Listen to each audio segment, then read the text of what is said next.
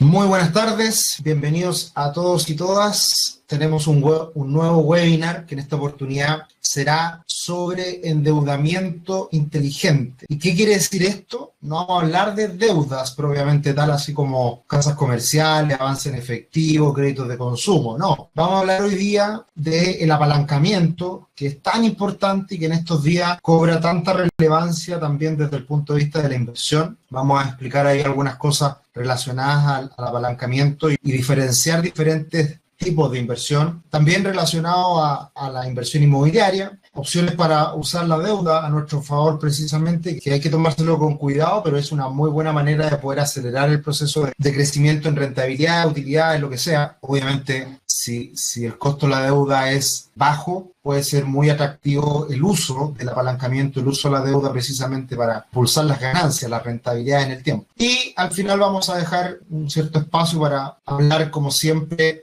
de algunos conceptos relevantes relacionados al manejo de la deuda y tratar de evitar caer en problemas de endeudamiento. Así que son tres grandes temas, vamos a ir desarrollándolos obviamente como siempre en diferentes ámbitos y particularmente vamos a estar concentrados mucho en la inversión porque desde ahí nace la importancia de considerar la deuda como nuestra amiga, no como nuestra enemiga. Muy importante ese aspecto relacionado al endeudamiento. Y como siempre, uno de los grandes precursores del endeudamiento saludable, del endeudamiento adecuado, es Robert Kiyosaki. Y él habla siempre de la deuda buena y la deuda mala. Para crecer financieramente debes adquirir deuda buena, es decir, usar el dinero de otras personas para adquirir activos y hacer crecer negocios. Y evitar la deuda mala, es decir, evitar pedir dinero prestado para adquirir pasivos o para gastos personales. Si uno entiende esto, la verdad que es fácil de tomar decisiones a lo largo del tiempo, tratando de evitar esta deuda mala y tratar siempre de sacarle el máximo provecho al dinero con el que contamos, ya sean los ahorros, el tomar una deuda buena precisamente como un crédito hipotecario, en donde uno puede aprovechar una oportunidad de mercado, una oportunidad de revalorización de un activo, y finalmente beneficiarse por ese dinero prestado, más aún en el contexto actual en donde las tasas son bajas y el acceso al crédito, más allá de cierta problemática que se generó obviamente con la crisis económica, con la pandemia, pero es muy factible que en un contexto global de bajas tasas de interés, esas tasas de interés se vayan traspasando, transmitiendo a la economía, a las personas, a las empresas, de una manera cada vez más atractiva, cada vez más con niveles de deuda más bajos. Un ejemplo que habitualmente nosotros hacemos es el del apalancamiento, el aterrizar el concepto de la deuda en el apalancamiento. Y dentro de ese apalancamiento nos vamos a situar en el mundo de la inversión y en el mundo del consumo. En el mundo de la inversión, dinero invertido en activos que aumentarán de valor, generarán ingresos y nos permiten aumentar nuestro patrimonio. Si nosotros pedimos prestado una tasa del 5% y podemos obtener una ganancia al 7, al 8, al 10, al 15%, sin qué duda cabe que el endeudarse es favorable si nosotros vamos a obtener un mejor retorno por ese endeudamiento a un costo más barato. Y por lo tanto, una de las mejores deudas que uno encuentra hoy en día para hacer inversiones es en el mundo inmobiliario, en los créditos hipotecarios, porque son tasas de interés muy bajitas que con un incremento de precios, la verdad que bastante normal, bastante conservador, uno puede multiplicar el dinero de una manera importante en el tiempo. Ya lo hemos hablado en otras ocasiones, es lo que se trata de la inversión inmobiliaria propiamente tal. El hecho de poder nosotros endeudarnos a buenas tasas, estar en un mercado saludable, que idealmente con esas bajas tasas uno pueda comprar una propiedad, recibir un arriendo y pagar un dividendo, que las cuentas cuadren e idealmente salir positivo. Solamente con el paso del tiempo y un incremento, insisto, conservador de los precios puede generar una rentabilidad muy considerable para la inversión que uno hace. Y eso está relacionado precisamente al apalancamiento, porque uno coloca un pie, uno coloca un monto menor a la hora de invertir, pero se ve beneficiado por el incremento de precios del total, de la propiedad como un todo. Entonces, ese es sin duda una buena alternativa. Y lo que ha pasado en el último tiempo en la inversión, que vamos a hablar de eso, es que como las rentabilidades hoy día en los mercados financieros pueden ser tan interesantes, tan atractivas, rentabilidades de 2 dígitos, y hoy en día muchas personas invierten en los mercados, toman riesgos importantes, y si esos riesgos uno los puede capitalizar, ejemplo con lo que ha pasado con las criptomonedas, uno dice, bueno,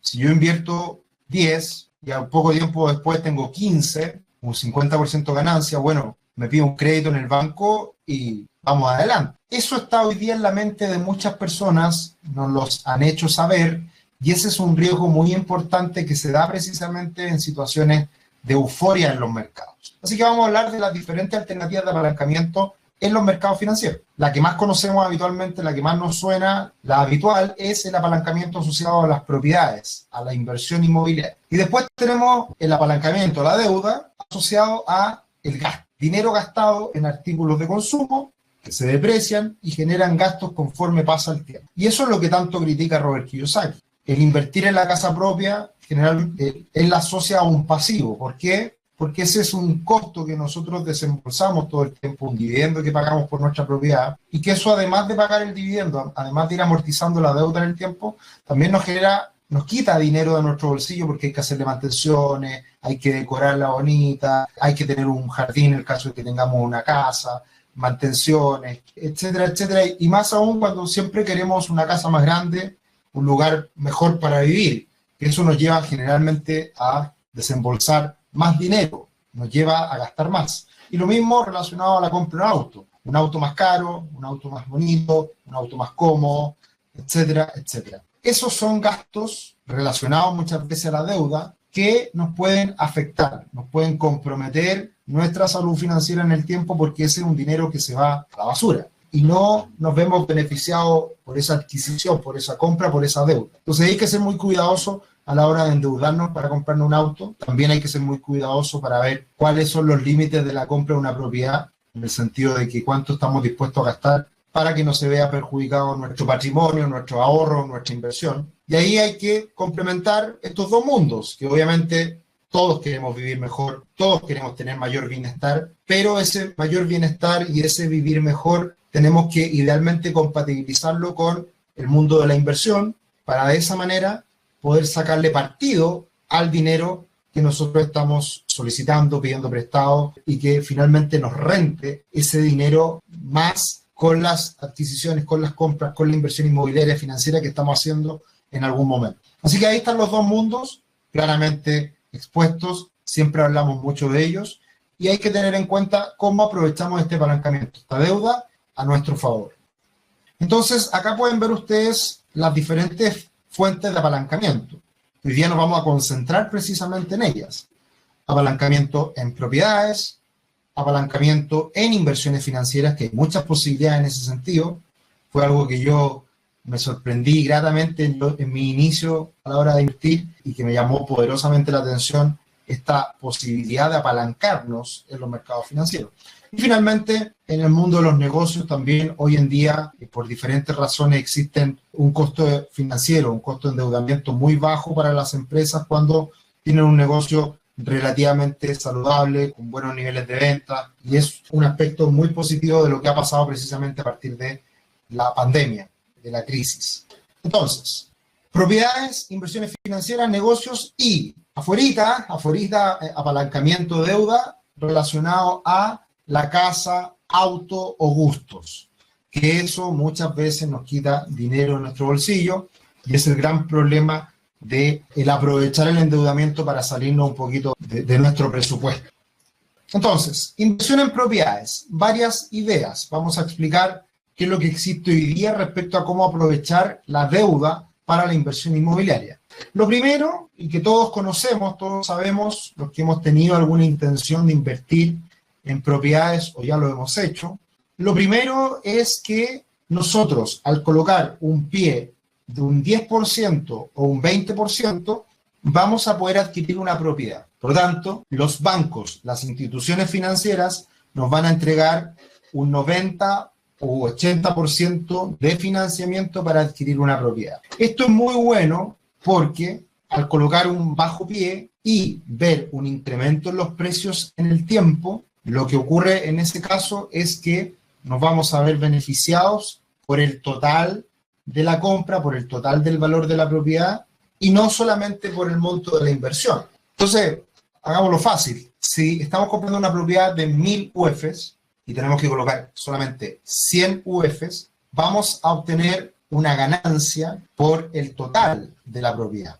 Entonces, si esa propiedad al cabo de 2 o 3 años sube 10%, de 1000 a 1100, y nosotros colocamos solamente el 10%, es decir, 100 UFs, al aumentar el valor en 10% por el total de la propiedad y subir 100 UFs, estamos consiguiendo una rentabilidad del 100%. Y esa es la magia precisamente de este apalancamiento. Porque en la medida que la propiedad se pague sola y los precios aumenten, insisto, de manera conservadora, solamente ese incremento de precios relacionado a la pequeña inversión que hicimos inicialmente, vamos a tener una ganancia, una rentabilidad sobre la inversión enorme. Ahí está la clave del éxito de la inversión en propiedad y que mucha gente en los últimos años la ha ido también. Y ahí está la lógica de comprar una propiedad, colocar un pie muy bajo, que la propiedad se vaya pagando sola y que al cabo de 3, 4, 5, 7 años uno vende, captura la plusvalía y obtiene un gran retorno sobre la inversión. Ahora, eso es posible para una persona comprándose una propiedad, 2 propiedades, 3 propiedades,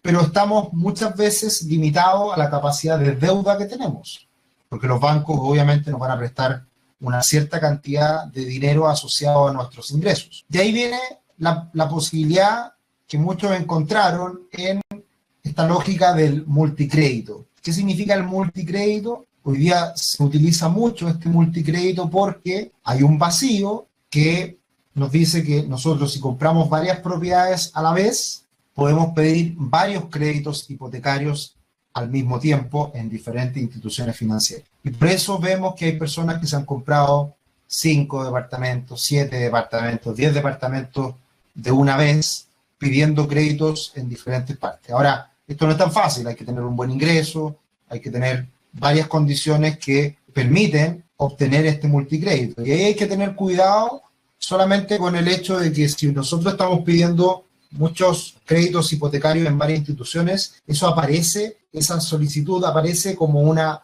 búsqueda, como una solicitud de información en ese momento que se puede ver en el sistema y eso puede afectar un poco la solicitud. Así que eso hay que tenerlo en cuenta igual, que no es tan fácil y con el paso del tiempo igual las instituciones financieras se han puesto un poquito más restrictivas y han puesto más trabas porque también hemos vivido una situación muy compleja en cuanto a la economía y al empleo. Entonces, obviamente, los bancos son mucho más conservadores en esa situación. Y después existe otro vacío legal, que es que hoy día la deuda no está consolidada entre las mutuarias y los bancos. Las mutuarias pueden prestar créditos hipotecarios, pero no aparecen en el sistema bancario y por lo tanto uno puede tener un crédito en un banco, un crédito hipotecario, uno puede tener copada su capacidad de deuda en el banco y eso nos limita a poder comprar más propiedades porque ya tenemos esa capacidad de deuda colapsada.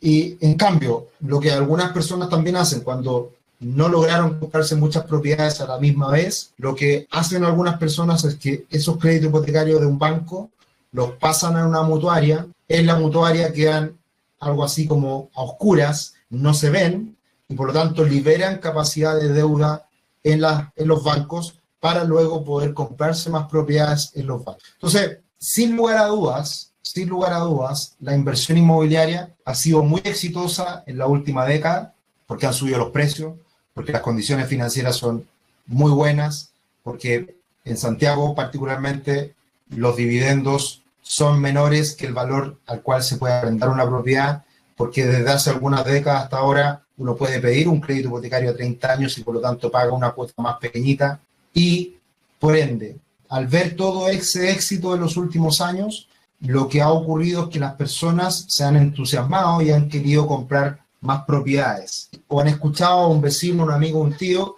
que le fue muy bien con esto y una persona lo quiere hacer sin duda.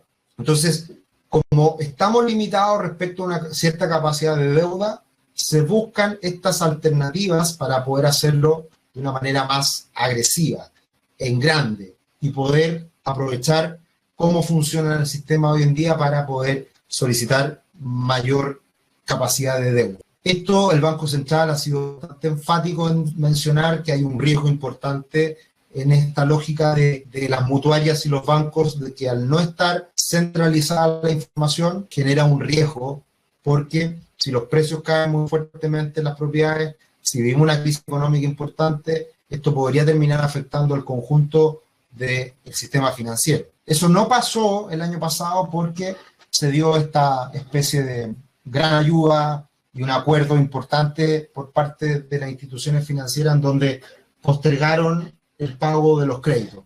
Fue una muy buena medida porque eso no significó una condonación, fue solamente postergar el pago más adelante y darle holgura, darle respiro a las personas que eventualmente no podían pagar en medio de la crisis. Así que por eso es que finalmente todos estos riesgos no se pudieron ver plasmados en la realidad y no ver una situación más compleja en la economía.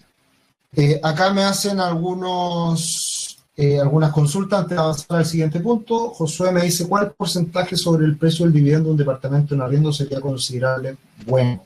¿Cuál porcentaje sobre el precio del dividendo de un departamento en arriendo sería considerablemente bueno? No sé si entiendo bien la pregunta, Josué, pero básicamente lo que uno debería tratar de lograr es que el arriendo cubra en su totalidad el dividendo que tenemos que pagar, para que de esa manera, como se dice, se pague solo la compra de esta propiedad. Entonces cada día eso se hace un poquito más difícil, hay algunas oportunidades, en algunos casos se da, se logra, y también hay costos involucrados, o sea, no es gratuito tener una propiedad porque requiere también que se administre, y eso tiene un costo, y ahí hay que calzar los montos. ¿Cuánto más de lo que pago del dividendo debería ser la renta? A ver, mi manera de ver la inversión inmobiliaria está centrada no tanto en el flujo efectivo que queda mensualmente para el bolsillo. Probablemente hacia allá va tu pregunta, Josué. Eso es lo ideal. O sea, yo arriendo un departamento en 300.000 pesos y pago un dividendo de 220.000, de 250.000. Ahí se genera un delta, se genera un flujo efectivo que uno puede ir ahorrando y beneficiándose de él. Ya, eso antes era más factible, hoy día es más difícil porque los precios de las propiedades han aumentado más, porque se han puesto un poquito más restrictivos los bancos, y por lo tanto los números no están dando tan bien. Ahora, si se encuentra esa posibilidad, genial. Ahora, muchas veces también se inflan los valores de los arriendos, en el sentido de que tu dividendo te va a salir 200.000 y tú lo vas a arrendar en 250.000, 300.000. No es tan así. Hay que ser súper claro y tener en cuenta de que ese valor de arriendo muchas veces en una propuesta es teórico, no es el real.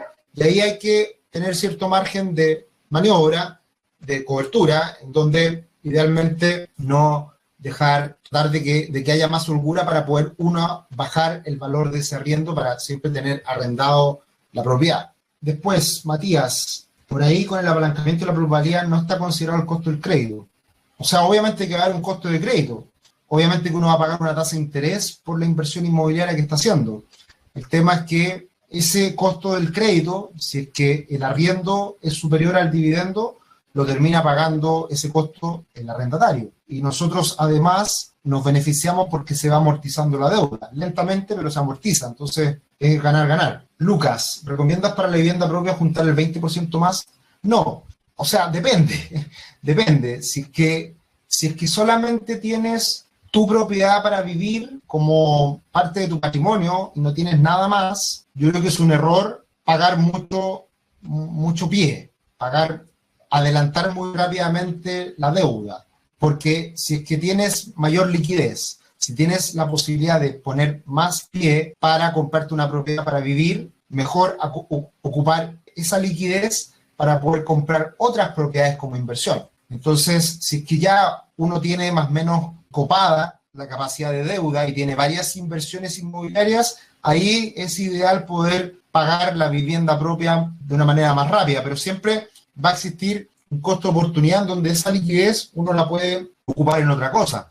Entonces yo siempre privilegio la liquidez. Ahora, más que recomendar un mayor porcentaje de pie para la vivienda propia, lo que yo recomiendo es disminuir el plazo. porque al disminuir el plazo es donde realmente uno disminuye el costo del crédito. Pero poner más pie, si uno lo alarga a 30 años, la verdad que no tiene mucho sentido. Entonces, más que recomendar poner más pie, yo recomendaría para la vivienda propia disminuir la cantidad de años a pagar. Ahí hay un ahorro importante en el costo financiero, desde el punto de vista de que termina siendo un costo siempre para uno, porque es la vivienda donde uno tiene que, ojalá, eliminar ese pago en el tiempo, ese costo. Francisco, ¿es recomendado, pensando en comprar y vender en 5 años, sacar un hipotecario de tasa mixta con tasa fija por 5 años? Sí, muy buena alternativa, Francisco. Pregunto considerando que las tasas mixtas son más bajas en el periodo fijo. Tal cual. Hoy día yo creo que es una muy buena alternativa, Francisco, pedir tasas mixtas cuando es fija por los primeros 5 años y ahí uno eventualmente puede vender la propiedad. Ahora, de todas formas hay un riesgo importante ahí, porque si es que suben las tasas fuertemente en esos 5 años, igual va a ser más difícil después vender la propiedad. O sea, todos queremos que idealmente las tasas se mantengan muy bajas por mucho tiempo más, porque esa es la única manera de que otra persona a futuro te compre la propiedad a buenas tasas también, tenga la facilidad de crédito. Sergio, ¿las mutuarias o compañías de seguro tienen tasas más altas que los bancos? Sí, bastante más altas. Esa brecha entera menor hoy día se ha ampliado precisamente por esta ineficiencia de mercado, por este vacío legal.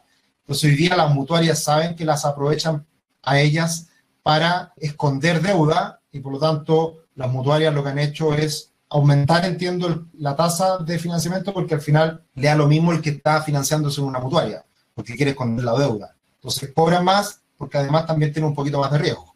Entonces hay una diferencia importante que yo diría, si uno puede conseguirse una tasa en un banco hoy día del 3% cae, es perfectamente posible que en una mutuaria esté al 4,2%, o sea, un 1% más es importante. Jorge, aparentemente es conveniente comprar propiedades usadas por su menor precio.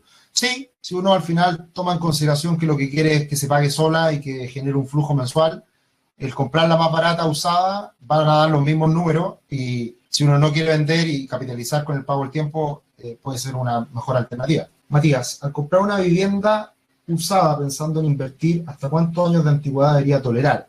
¿Sobre cuántos años se consideraría muy antigua, donde los costos de mantención podrían dispararse? Eso depende mucho de la calidad de la construcción, de la ubicación, del arriendo que se paga por el sector, de la calidad de la construcción, muy importante. Y yo diría que hoy en día comprar una propiedad de menos de 10 años es la verdad que algo bastante bueno. Ahora, más de 10 años, 15 años, 20 años, ya ahí hay que entrar a picar, como se dice, y ver realmente cuánto más dinero se le debería colocar, invertir a la propiedad para hacerla, para utilizarla, para sacarle un buen rendimiento. Pero también de repente el castigo que pueda tener excesiva propiedad más antigua, también eso puede significar con algunos pocos arreglos una mayor plusvalía en el tiempo, poder sacarle un mayor retorno también por el arriendo. Aaron, ¿cuál es su proyección en el mediano plazo de las tasas hipotecarias? ¿Suben, bajan? En el corto plazo yo creo que caen, mediano plazo no lo sé, pero en el corto plazo, es decir, todo lo que queda este año yo creo que van a seguir cayendo.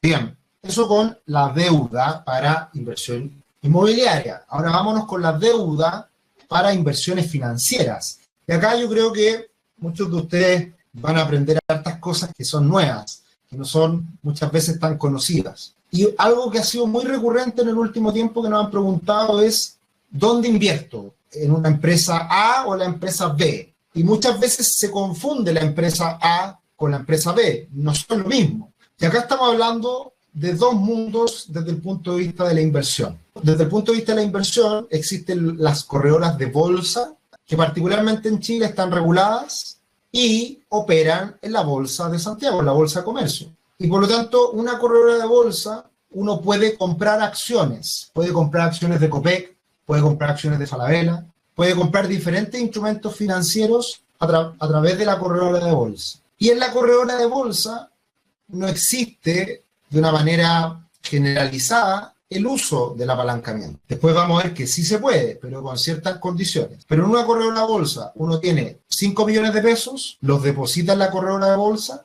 y esos 5 millones de pesos nos permiten comprar 5 millones de pesos en instrumentos financieros, en acciones, en lo que sea. Mientras que los brokers online son otro mundo. No están regulados todavía en Chile, lo cual no significa que sean malos, pero son instituciones que todavía no están reguladas y que funcionan con la lógica del apalancamiento, ya desde el día 1. O sea, así uno invierte en los brokers online. Para que se hagan una idea, las corredoras de bolsa tenemos a la Reinvial, la corredora de bolsa de algún banco, tenemos ahí a BTG Pactual, a Renta 4, etc. Mientras que en los brokers online tenemos en Chile a un Capitaria, Mercado G, XTB. Y a nivel global, una gran cantidad de brokers online. Y también a nivel global existen los brokers online del estilo Admiral Markets o eToro, y en el mundo online tenemos del estilo corredora de bolsa un Interactive Brokers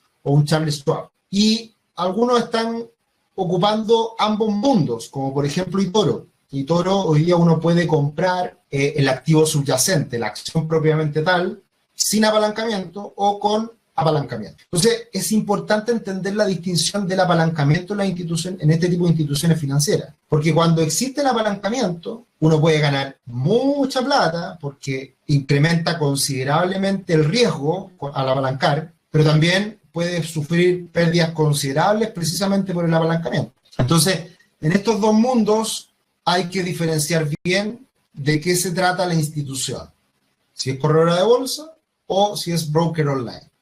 Abrir cuenta en un broker online es muy fácil, ¿ya? O sea, uno no se demora más de unos pocos minutos. En cambio, abrir una cuenta en una corredora de bolsa demora un poquito más. ¿Por qué? Por la regulación, precisamente. Entonces, acá hay diferentes fuentes de apalancamiento en las instituciones financieras. Generalmente, estos brokers online del estilo Capitaria, Mercado G, Admiral, eToro y tantos otros que existen, todos estos brokers funcionan con instrumentos financieros derivados. ¿Qué es lo que son los instrumentos financieros derivados? Es un instrumento financiero que deriva de otro instrumento financiero subyacente, como se le llama. Ejemplo, yo cuando compro una acción de Apple o de Amazon, yo tengo que tener el dinero para comprar una acción.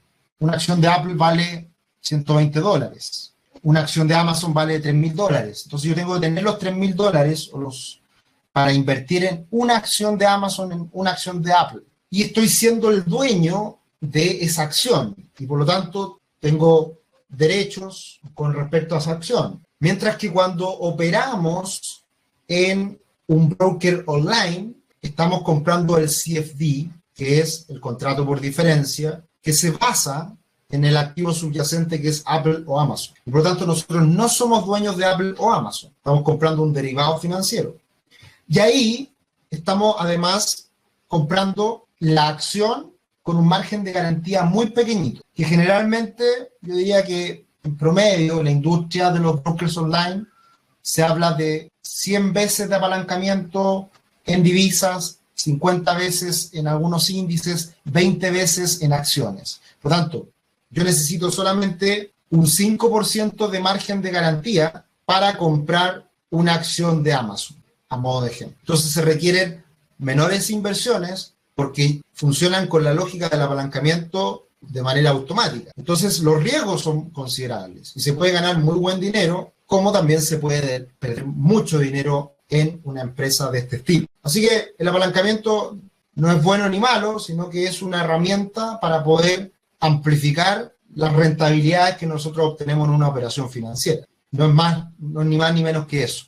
Y por eso muchas veces cuando se habla del mercado Forex, que así nace este mundo del apalancamiento y de los CFD y de los brokers online, muchas veces se habla del mercado Forex como algo negativo, como algo que es muy riesgoso, que se pierde plata. Y sí, la gran mayoría de las personas pierden dinero porque asumen riesgos muy elevados y por lo tanto eso hay que tener cuidado, pero no significa que sea algo malo por sí solo, sino que hay que aprender a funcionar en este tipo de instrumentos financieros. Ahora, en las corredoras de bolsa existe la lógica de las líneas de crédito, en donde una persona adinerada, una persona de alto patrimonio, una persona que tiene una buena inversión, 50, 100, 200 millones de pesos, como tiene un buen patrimonio, la corredora de bolsa puede evaluar el abrirle una línea de crédito para ese inversionista. Va a un comité de riesgo, se evalúa la situación de la persona, se le exige alguna garantía y por lo tanto se le puede entregar una línea de crédito a una persona de alto patrimonio en una corredora de bolsa. Y con esa línea de crédito puede hacer compras mayores a lo largo del tiempo pagando una tasa de interés. Ojo, en los brokers online siempre existe una tasa de interés, un cobro diario por las transacciones que nosotros hacemos, que es menor respecto a los números que se manejan en el mundo de los CFD, pero igual hay un costo financiero porque nos estamos endeudando. En la línea de crédito, en la corredora de bolsa pasa lo mismo. Y lo que más se utiliza en el mundo de las corredoras de bolsa son las simultáneas. Que las simultáneas es donde uno puede hacer compras o ventas en corto, y ahí hay un costo financiero en donde uno se endeuda a partir de un capital importante también, y ahí uno pide un crédito que es a 30 días, a 90 días, con tasas muy bajitas, y que se puede ir renovando en el tiempo. Por lo tanto, las simultáneas es una alternativa que se utiliza bastante en el mundo de las corredoras de bolsa, pero hay que tener de nuevo un capital importante. 50 millones de pesos para arriba puede ser la norma. Entonces, también uno en el mercado accionario, en el mercado de comprar acciones en la bolsa, uno podría con un capital importante pedirle a su corredora de bolsa que le dé este endeudamiento, que es la simultánea, en donde uno puede apalancar su garantía, su capital, en 1 o 2 veces en niveles muy menores comparado con lo que es el endeudamiento que uno puede conseguir en los brokers online. Pero esta opción existe y obviamente se puede aprovechar. Y finalmente existe el crédito bancario, que uno puede decir, puede pensar, oye, me están ofreciendo un crédito a tal tasa, tantos millones de pesos, y voy a invertirlo en la bolsa.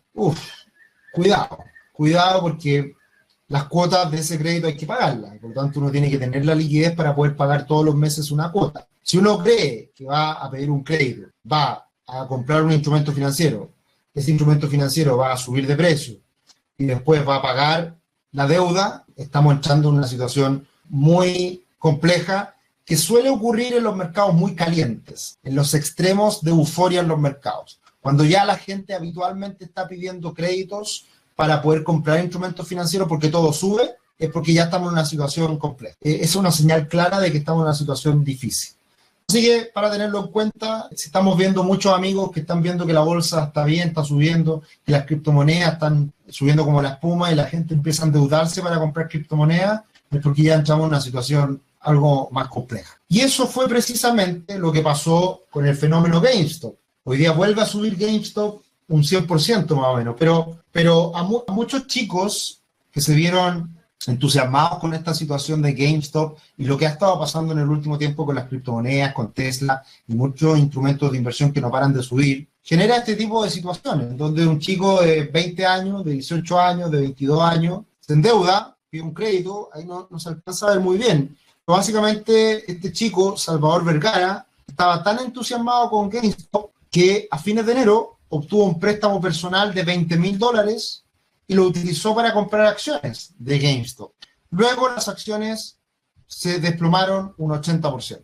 O sea, ese crédito de 20,000, que lo debe, en este caso, Salvador Vergara, lamentablemente, se convierte en esos $20,000 en $4,000 y tiene que pagarle la deuda de $20,000. Entonces ahí es donde estamos en situaciones muy complejas y que son precisamente situaciones extremas de mercado en donde hay mucha euforia y pasa esto, ¿ya? Así que solamente para tenerlo en cuenta, esto ha pasado siempre en el mundo financiero, así que solamente para tenerlo en cuenta que es un riesgo a considerar. Bien, vamos con las preguntas. Víctor, si la custodia de las acciones se hace en el DCP, ¿estas acciones figuran al nombre del comprador o a la de la corredora bolsa?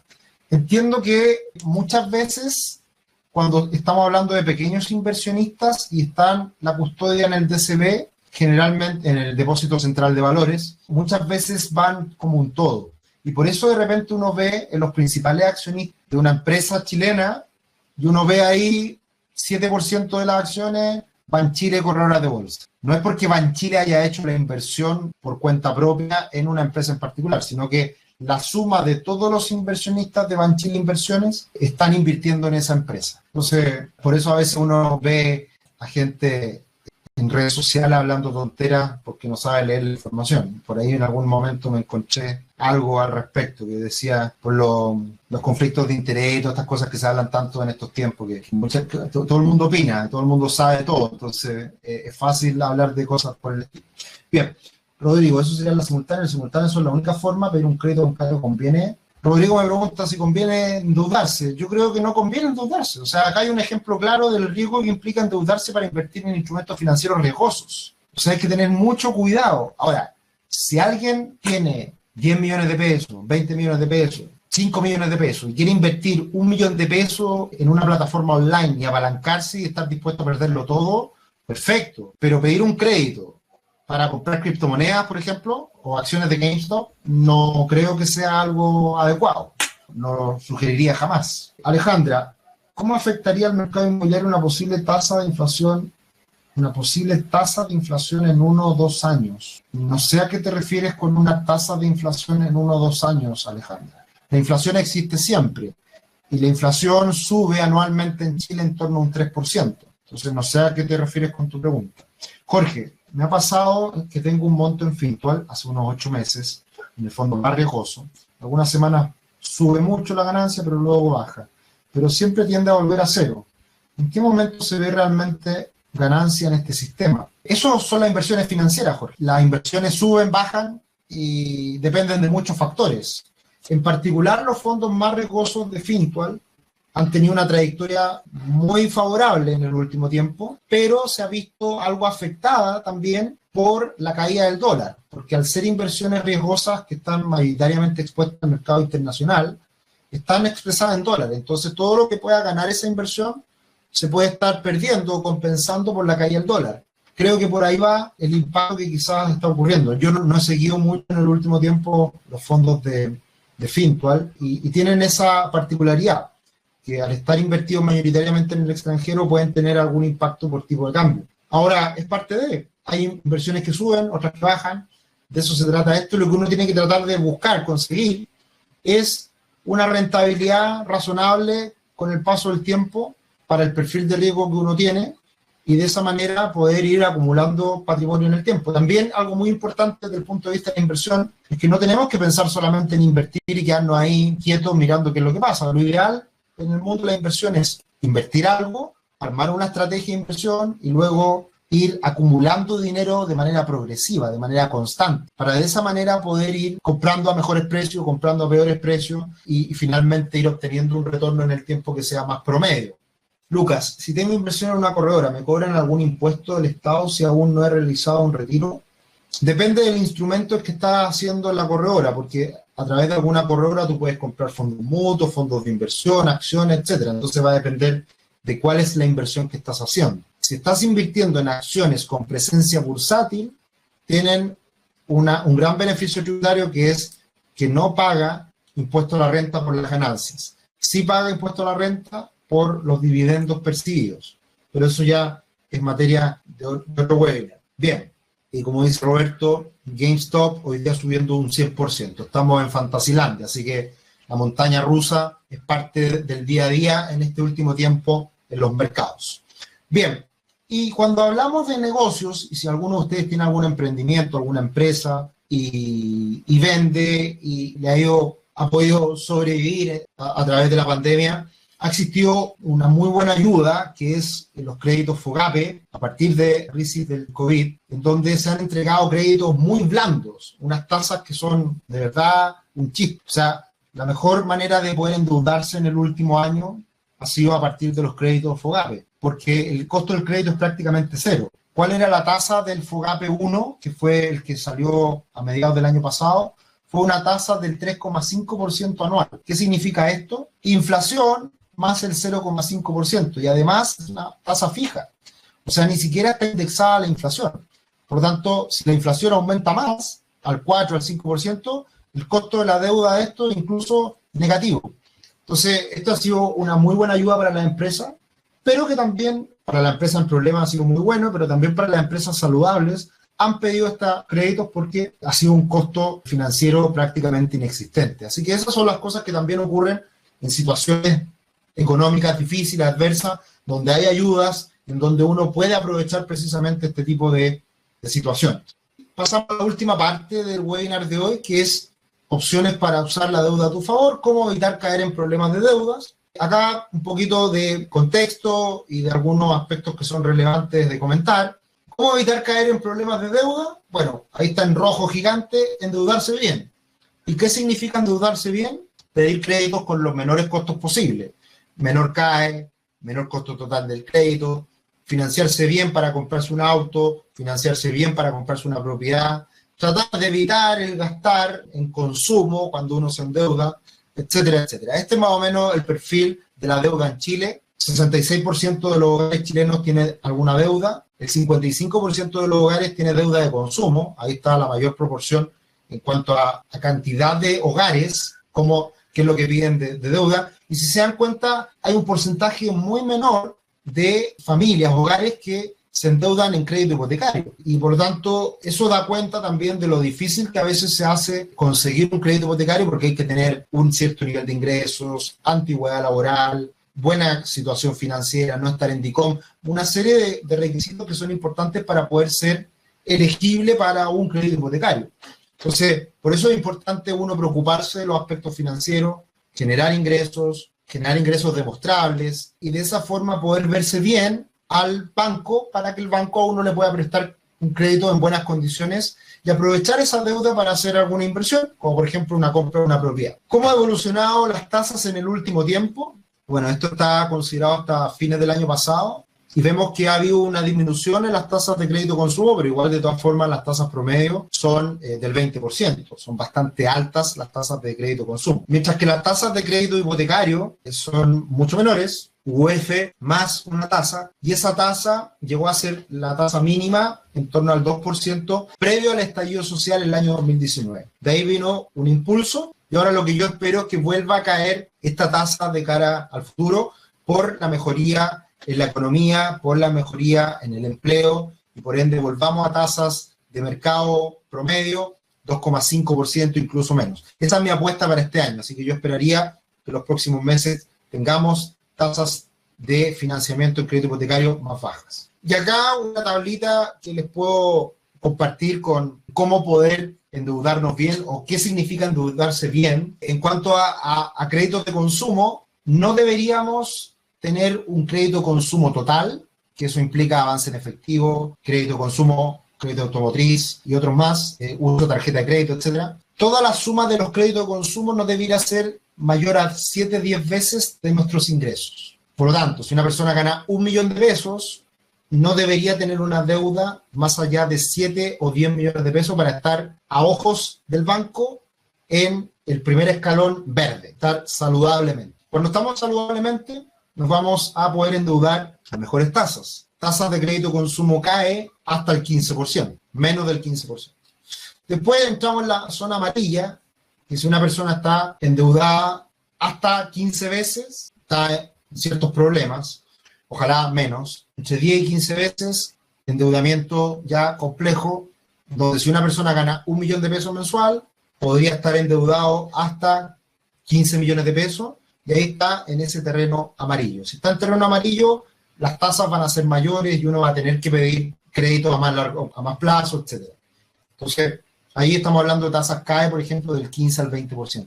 Si nosotros estamos pidiendo deuda por primera vez, las tasas van a ser más altas, porque no tenemos historial. Por lo tanto, también en cierta medida es deseable tener historial crediticio para que de esa forma no nos cobren tasas tan altas por no conocerlo. Eso es muy importante. Bien, y en zona roja, ya cuando entramos en zona roja es cuando estamos endeudados más de 15, 20 veces en crédito consumo. O sea, para una persona que gana 1 millón de pesos, 20 millones de pesos en deuda de consumo, una persona que gana 2 millones de pesos, 40 millones de pesos en deuda de consumo, eso ya estamos en zona roja. Y cuando estamos sobre 20 veces ya es una situación prácticamente de quiebra, prácticamente insolvencia, en donde ya es muy difícil poder recuperarse si es que no cambia la situación de manera radical en cuanto a ingresos, en cuanto a lo que se considera a la hora de prestarle dinero a una persona en un banco. Si esto lo llevamos a niveles de veces de endeudamiento en el ámbito hipotecario, vamos a estar bien, vamos a estar en norma, vamos a estar bien endeudados en 45 veces nuestros ingresos mensuales, vamos a estar en una zona amarilla en 50 veces aproximadamente ingresos mensuales, y ya estamos en una zona más difícil que ya es muy poco probable que un banco nos preste más crédito hipotecario cuando estamos en 55 veces los ingresos mensuales. Así que esta es una buena tablita para poder entender a qué nos referimos cuando estamos en condiciones crediticias favorables, cuando estamos bien endeudados y cuando podemos exigirle al banco mejores condiciones. Bien, Andrés me pregunta, ¿el cupo de una tarjeta de crédito, aunque no se ocupe, es visto por las instituciones financieras como deuda? Hoy en día el sistema está bastante abierto en cuanto a la información. Entonces uno puede recopilar información de lo que tiene ocupado, lo que tiene libre. Entonces los bancos, si bien pueden tener esta información y aparece la información de toda la línea de crédito, tarjeta de crédito que está disponible y no está ocupada, claro, el banco lo ve bien, pero con riesgo, porque en cualquier momento uno puede sacar la plata de la línea de crédito, sacar la plata ocupando las tarjetas de crédito, entonces es muy frágil ese cupo que uno tiene a disposición. Entonces ahí es recomendable, como dice Camilo, no tener tanto cupo, porque si uno tiene mucho cupo, para las instituciones financieras se ve con mayor capacidad de deuda y por lo tanto pasa a ser más riesgoso. O sea, hay que ahí buscar un equilibrio entre disponibilidad de crédito y uso de crédito. Eso es como el mix difícil de poder equilibrar. Matías me pregunta, ¿tener muchas tarjetas de crédito puede ser negativo pese a que se pague todo el día? Depende, o sea, ahí o sea, en la lógica de análisis de un banco a una persona están incorporados muchos aspectos y dentro de esos aspectos los más importantes siempre son nivel de ingresos de la persona y estos ratios de deuda respecto a ingresos. Entonces, si una persona está muy endeudada, a pesar de tener altos ingresos, ahí ya la cosa se complica.